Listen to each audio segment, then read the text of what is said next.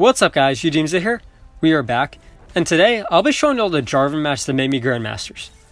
So if you watched my last video, I literally just made a Vive video where I hit Masters, and if you saw my post that I made on YouTube, I kind of sarcastically asked, Grandmasters before season reset, ? But we actually climbed through Masters in one day all solo queue, so here we are. And in my last video, I mentioned that if you guys wanted and supported it, I would make a pretty in-depth jungle guide with a lot of the key points that I used to climb. Just because when I first started playing Wild Rift and I would search up jungle videos, there's literally like nothing on YouTube. Like you can't find like any good content for jungle, which is why I decided maybe I should just jungle. And I can guarantee you all that it will be a good video and something that I want to get out there to help all y'all players. So y'all obviously killed on the last video with both the comments and subscribing. And I think that day was like the most subs that I've gotten in almost 2 years. And it's even more impressive because Vainglory players are still unsubscribing because I switched games, of course. So I definitely will get out that video soon anyways. But you guys should still support the channel by leaving a like, subscribing, and commenting down below. That way more people will see the jungle video and there'll be less trash junglers that you have to deal with.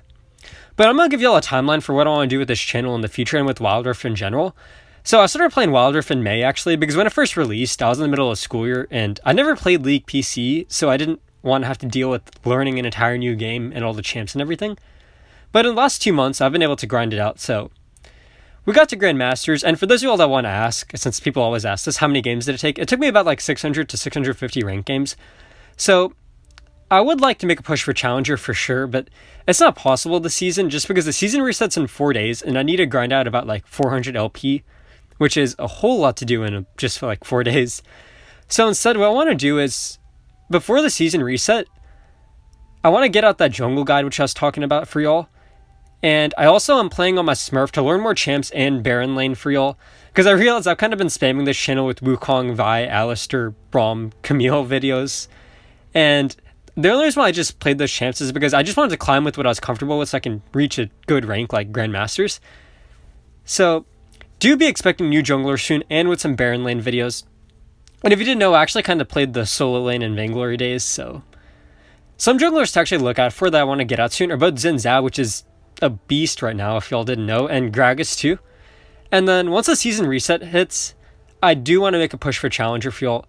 And I also will be subbing jungle for a pro team, so they have pretty decent experience and players that have been like rank 1, Kai'Sa, Xayah, Kali, and they've played in past tournaments and things, so there are many Challenger players too, so that's very exciting. But I can't really go for a starting position just because I work a job and I'm starting college very soon, and doing YouTube too, I just don't really have the time to full on commit to that also. But that's enough talk, sorry for all that. I just wanted to give you all a heads up with what I wanted to go with on this channel in the future, but let's get right into the gameplay. Okay, we are back. In this match, we're going to be playing some Jarvan in the jungle. So for this match, I thought I'd play Jarvan just because they picked up Wukong. I played Wukong through most of Masters and actually climbed up to like top 50 with Wukong, and the reason why I've been playing a lot of Wukong actually is because with the meta that's been going around, there's been a lot of Cena and relatively squishy comps. Because with the Cena support, then that leaves it up to the jungler or the top laner to pick a tank champs. So if those champs don't play tank, then Wukong does very well into squishy comps. So that's why I've been playing a lot of that lately. But they actually picked up Wukong in this match, and this Riven did not buy any items, I just realized, but that's fine. Really, I just like Jarvan into Wukong just because you offer more team utility and you offer more tank, really, and you're just more impactful in the late game. Wukong does have a slight advantage at the first dragon fight with his ultimate and stuff, but naturally, as you level up, you just offer more to your team. And two of the best champs that I found into Wukong, playing a lot of Wukong and I learned the hard way, are Jarvan and Gragas. Both do pretty well into Wukong, just because they offer more team utility and tank. And it works out very well. So I'm doing the normal red to blue clear, and our lane's actually messed up this match. Our Riven went to the wrong lane, so he's in the dragon lane. If you miss the messages at the first where it tells you which side's solo and which side's duo, you can actually just look at the dragon. It's on this side, so you can see the icon on the minimap, so that's the duo lane. But now I'm looking at this, and I'm thinking, do I go to this top side first of all? Because this is, of course, gankable, but you can see I was like thinking about it, and then I'm like, nope, I'm not going to do that. What am I doing? Oh, I think I was typing. Oh, no, I was waiting for the scuttle. That's what I was doing. I actually don't gank this at all. And the reason for that is, sorry for all the pauses. I know some of y'all don't like it, but I just want to show you all the mini wave. The reason for that is, although if I do gank, it would be a 2v2, we would lose this trade no matter what. And the reason for that is this giant mini wave here. People really underestimate mini waves and how much they could do, but they deal so much damage, especially a mini wave of that size. Going for that gank, even in the 2v2, we would lose that no matter what. Plus with like the Braum passive, the Xayah root, we would just get CC'd up in that mini wave and just lose that no matter what.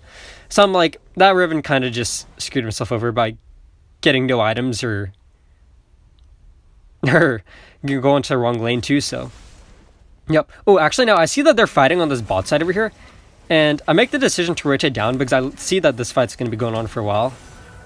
That's a really key judgment to do, is when you need to rotate and when you just keep on farming up. So it's because, I saw the River Scuttler was still up. So I was like, okay, they're still going to be here. That's why I rotated down. And I know this Wukong is pretty low. I just go straight onto Wukong, actually just leave the Scuttle. He uses his clone, flashes over, he smites it. I did not have my smite up. I think I blue smited him to slow him down to get some extra damage, maybe. I think. But that's fine. He traded flash for the Scuttle. I think that's fine because that flash now, that's a pretty long cooldown for him. Now I think I'll take that trade. So now finally our laners are going back to their right lanes. That's pretty good. Oh, what's going on mid? Oh, the pick up first blood. Oh, they actually reached level 5 first. That's actually something key about the clear that the Wukong went. He went from red to blue, and then he was actually in the lane for a bit, so I think he picked up some passive XP, plus he got the Scuttle. Meaning he's going to reach level 5 pretty quickly compared to other laners, so that's something to keep in mind. I think I mentioned it in my last video, and I paused it for y'all actually to show y'all. Junglers can hit level 5 before most laners if they just farm right. So now I'm looking to see if there's a gank here. I don't have Sweeper. If I reset early on, then I definitely do get a Sweeper for these ganks in case there are wards, but I decided to just leave it for now. I keep on farming up, and one thing that I want to talk about is going into Wukong as Jarvan. Early on, you don't really have a huge advantage over Wukong. It's the natural levels which is going to help you outscale Wukong. And that's why it's going to be so important to farm up, and I'm going to realize that as I go on in this match, that these levels are going to be super important for me, because you'll notice as I gain more levels, like just look at how much more tanky I become with each level. I'm like, I just need to keep on farming up. Repeatedly ganking these lanes where I'm not going to be able to get anything is really going to screw me over in this match if I do that. Just because I won't be able to outscale the Wukong into late game. So this dragon is up. And something I want to talk about is when this dragon spawns, there's a good chance the enemy jungler is on this side of the map. There's a very good chance, just because junglers like to hang around the dragon area right when they spawn. So if you are a laner, if you're a duo laner, please watch out for that. Just like, they overextended so far when they should have assumed that the Wukong was there. So, I don't know. Thankfully, the Lux somehow survived that. I get the ult onto the Wukong. Oh, do we pick up that kill? Yes, we do. And the reason why I ulted that Wukong is because I knew his flash timer. Remember how I had burned his flash earlier in the Scuttle fight? He just got a flash up back now, but he didn't have it up then. And that's why I knew I can ult him right away, because a key thing about landing your ult on Jarvan is if you ult somebody, they could just flash out if they have it up. And that's still a decent trade, actually, trading your ult for flash, just because the flash cooldown's so much longer. But ulting people that don't have flash, it's almost like you can get a kill so easily. And that's key when choosing what lanes to gank with Jarvan. If you see a laner burn flash, and they don't have something to get out of it, like a lot of champs, like Braum can just jump out of it with when he uses his like dash thingy. And other champs can get out of it, like Yasuo can get out of it, Tristana can just jump out of it. That's something to learn if you are going to be playing Jarvan, is what champs can get out of your ult. Oh, Rakan can easily get out. So let's see, they're diving this bot side. Oh, what's going on here? Oh, Wukong doesn't have ult. Wukong doesn't have ult. That's going to be really key. I think it's really key to keep track of that Wukong ult. Because if you watch my Wukong videos, I emphasize how important that ult is and how it literally makes Wukong Wukong. And without that ult, Wukong really isn't particularly the strongest champ at all. So, keeping track of that ult cooldown, that's going to be a huge deciding factor as to whether you want to contest a dragon or something along those lines. Because at this stage of the game, a Wukong ult is probably more impactful than a Jarvan ult, just because you literally have the team-wide CC with the Wukong ult, plus it does a lot of damage at this stage. So now what do I see? I'm looking at this Galio, seeing what's going on here. He used his jump ability, that's key. And, oh, he gets the ult out. Oh, weird. Oh, we actually had vision of him. That was really nice. The Twisted Fate used their ult too, so we're able to see that. Now the Wukong's here. The Wukong burned their ult, that's key here. I'm not sure if we capitalize on that later in this match, but I know he doesn't have ult for quite a while now. And that was a really good play by us. So now we're getting this first turret here. And it was really, really key for me actually to wait until the Galio used his jump ability, like the small jump thing that he has, before I use my ult. Because if I didn't, then he would just use that ability to get out of my ult and he would just go back to the turret. So him using that to engage onto Riven first, that was really, really well of me. That was really good of me to just be patient for that and wait for that ability to come out before I do go for that gank. So now we get the Herald. I'm fine with forcing it because, again, that Wukong doesn't have ult. If he comes, we win that. So now I'm taking this. Ooh, and now we're going right back here. What do? I have ult back off cooldown. Ooh, he uses that ability again. He didn't expect us to come here. And a really important thing. Okay. Look at what I did there. First of all, gap closing is huge on junglers like these. On junglers like Wukong, Jarvan, Olaf, all these champs that I play, I emphasize gap closing so much. Notice how I could have easily engaged onto that. I could have used my third ability into my first ability, knocked him up, but then what would have happened after that? He would have flashed over that wall and have no way to get onto him. If you can in a situation like that, since I didn't know if he had flash up or not, that's why I did that. I walked up to him and I just auto-attacked him at first. And then after he flashed over the wall, then I used my third ability plus first ability to gap close and then ult him. And look at what that did. That just guaranteed us that kill. And that was such a good play by me. Like without that, he would have gotten away. Because I would have had no way to get over that wall if I just engaged with my third plus first ability. And then he would have gotten away. So that was really good. Oh, another thing I want to talk about actually. I'm playing a tank jungler pretty much, okay? That's pretty much what Jarvan is.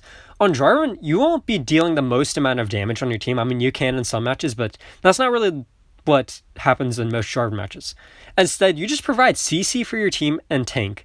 And actually, I need to test out Aftershock on Jarvan. I know a lot of people do go Aftershock, and I just need to figure out which one's better, because Aftershock, of course, provides more tank. Conqueror provides you more, like, early game skirmish.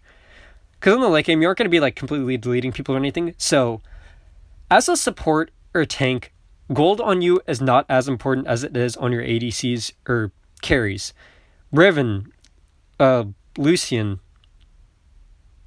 Twisted Fate, they all need gold to get their items to deal damage. I really don't need that gold. It's so much better for my team to get my jungle or whatever they want. I will gladly give this over to Lucian just because the damage on him is so important. And over here, they're kind of trolling. They're going over with this mini wave. They should see that we're looking to pinch onto this, but our Twisted Fate really mispositioned, and they went for the wave instead. So over here, I actually think I'm dead. I'm dead. I'm just going to deal as much as I can, but look at that 4-man knockup, plus I get away. And now let's see, does my team win this? I don't know, actually. Let's see. Oh, the Galio ult. Oh, that Lucian literally just walked right into that. That was very unfortunate. That should back up, though. Alright, I'm back on my way. I know the Wukong burned ult. They wasted every single ult there, actually. Whoa, that Lux just ulted backwards. Man, what is going on in this match? The Twisted Fate ulted. This is looking like a good engage. I have my ult up still.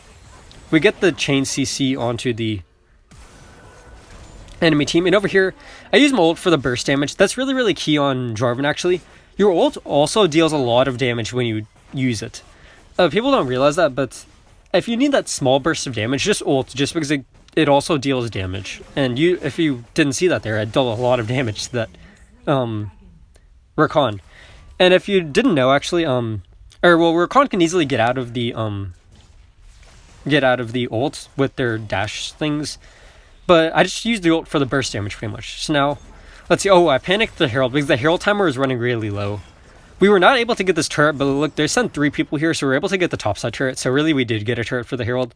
It's just not directly that we got it.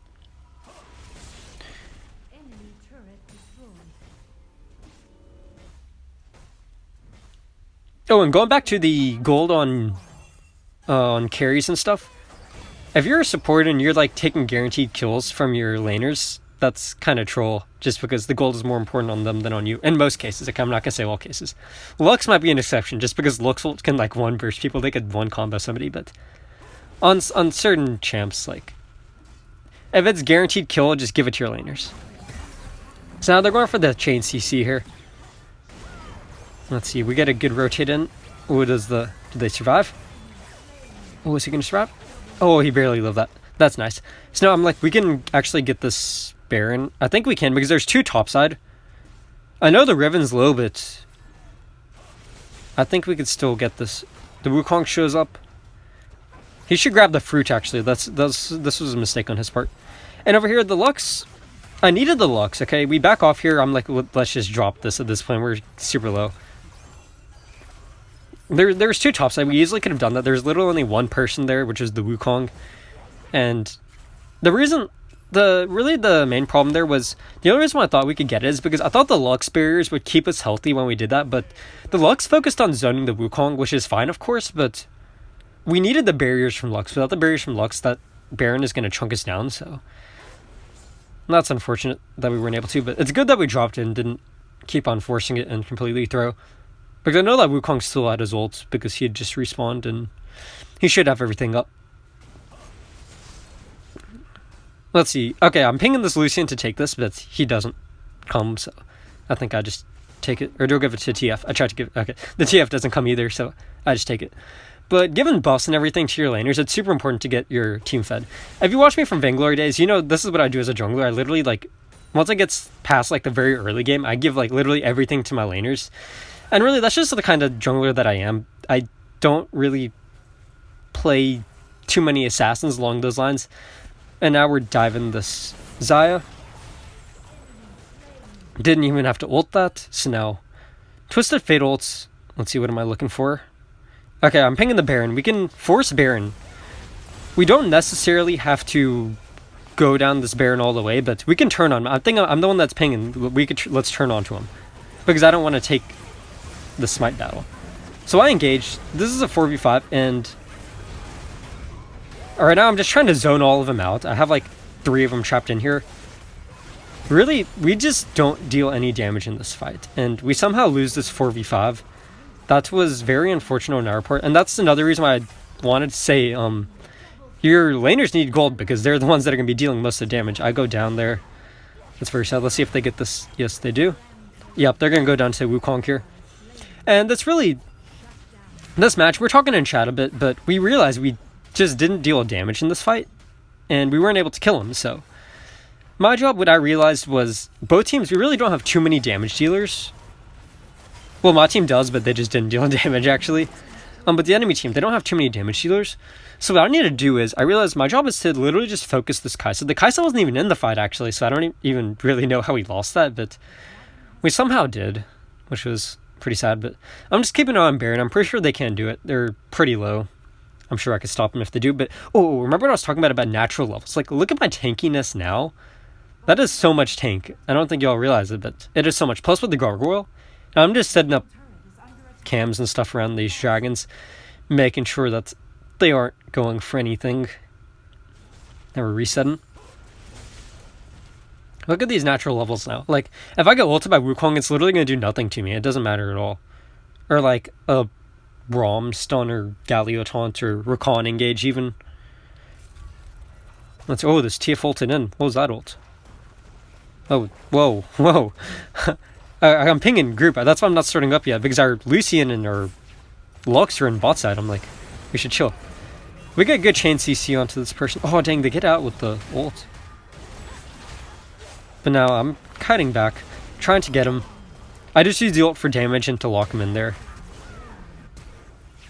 Let's see. I think they popped the Guardian Angel. Oh, I'm going back to whatever's going on over here. Oh, wait, there's 3 of them here. Oh, did I throw that? Oh, dang, I did. Dang, that's unfortunate. Our Lucian wasn't in that fight, like, at all. I don't even think they came. Dang. That was really bad of our team. That was really bad of the twist. Oh, dang, they didn't even get the cleanup. They should be able to get this mid-turret, though. That's good. So now I'm down. We can't really take the dragon just because I'm not there. Yo, this TF has got to chill, man. that was really a throw on the TF's part, starting up that dragon and forcing that fight. Just because we didn't even have two of our teammates with us. Like, just look at the map if you're gonna do that. Yo, that's some good damage though. This TF is a bit of a rough spot. Oh dang, they got out. That's good. Alright, I'm pinging retreat if you look on the map. Oh, I'm actually okay. Now we're like we can group up the dragon. We got the 5v5 now. We forced them out. Some of them were super low. I think they had to reset. I think the Galio had to reset. So now we're rushing this dragon. We get it here, which is good. They were in position. Okay, over here I'm pinging. Keep an eye on. Okay. This TF is insane, man. That was such a ballsy ult. I tried to get in there in the front line for him so he doesn't get blown up like that Riven just did. That Riven literally just walked right into him. But notice what I'm doing here. I'm actually like right on the Rakan and the Zayed. That's who I want.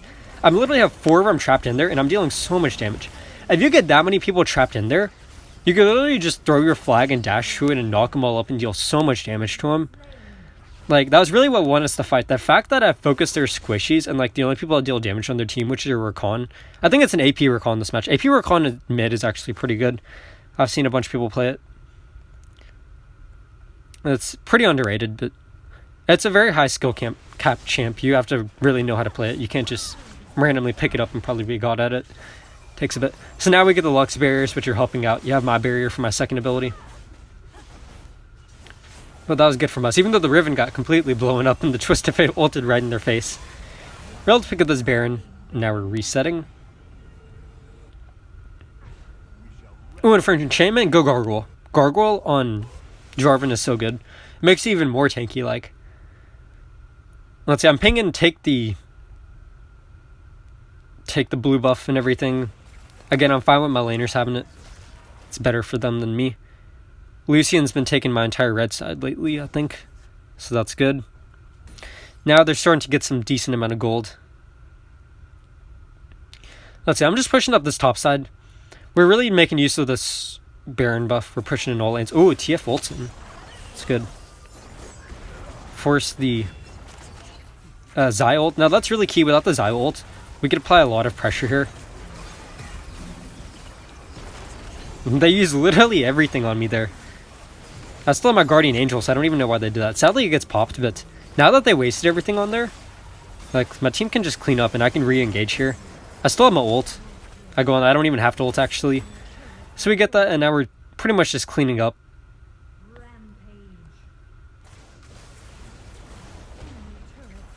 So that was good on our part.